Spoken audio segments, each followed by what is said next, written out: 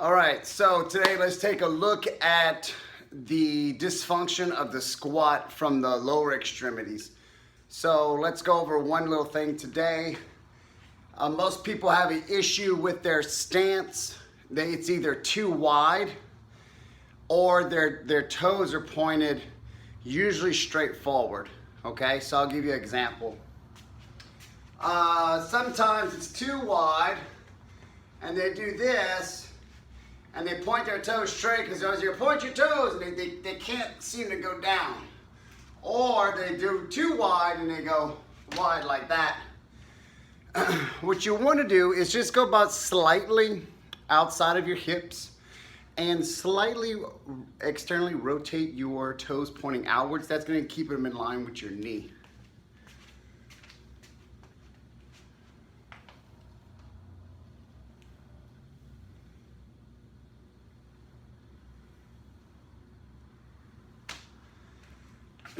So we can get a little bit more in depth with all this.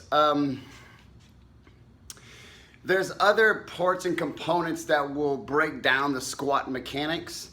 Make sure that you're properly warmed up, obviously. Sit in the squat pattern, holding on to something. That'll help kind of loosen everything up, kind of get the blood rushing to those tendons and connective tissues that don't have a lot of blood flow. But for the most part, what we're focusing on today is just proper foot alignment. So even if you were to do a cyclist squat with your feet closer together, your knees are still going to begin to bow outwards. It's just the natural pattern of the hips and for the femur. Body can't stay straight like that with two legs. So make sure that you just slightly rotate your toes out to allow proper movement of the hip. So let's see, let's try from this angle. You know, don't excessively put the curve in your back. Get a nice neutral position. My feet are outside shoulder width. They're slightly pointing out, and I'm gonna sit back and down. Sit back and down, okay? And so you can see it right here. I'm outside shoulder width. My toes are pointed outward slightly, and I'm going to go down and drop into the position. All right, if you see, if I go to a cyclist squat, I'm not gonna have my toes pointed straight. I will just be close in.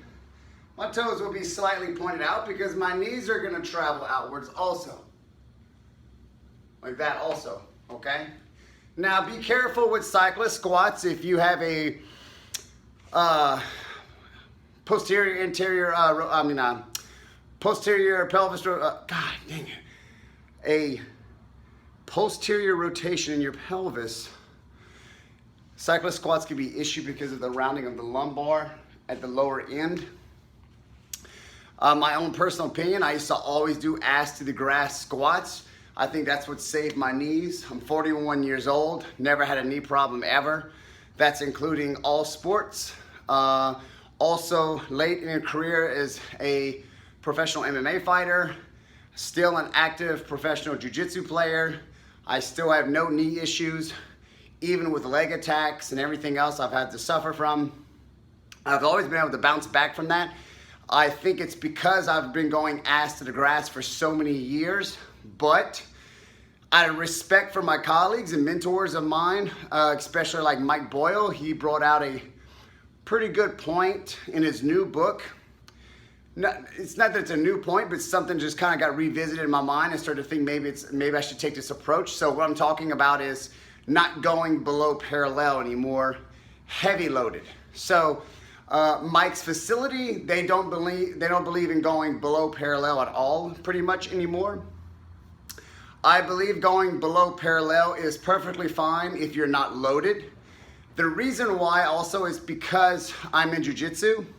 And in grappling based sports, we are always below parallel, squatting and moving around.